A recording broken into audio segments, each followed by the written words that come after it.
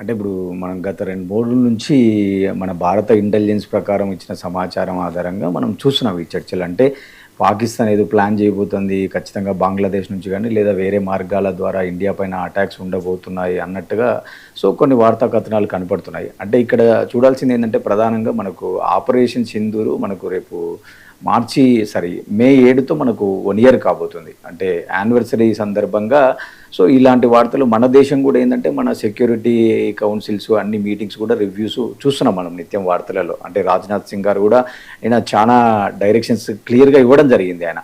అంటే పాకిస్తాన్ ఏమన్నారంటే ఆయన Pakistan is hub for IT.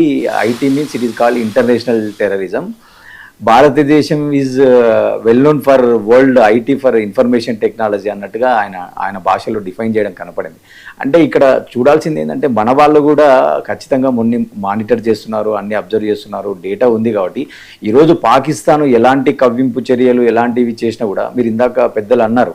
అంటే ఈ మునీరు తన యొక్క సొంత పరపతిని ఇమేజ్ను పెంచుకోవడానికి ఇంటర్నేషనల్గా ఒక అటెన్షన్ కోసం మళ్ళీ కాశ్మీర్ అంశాన్ని తెరపైకి తెస్తూ కొంత యుఎస్ని ఇందులోకి లాగడం, కొంత మీడియేషన్ కోరుతున్నాడు అన్నట్టుగా కొన్ని నెరేటివ్స్ కనపడుతున్నాయి.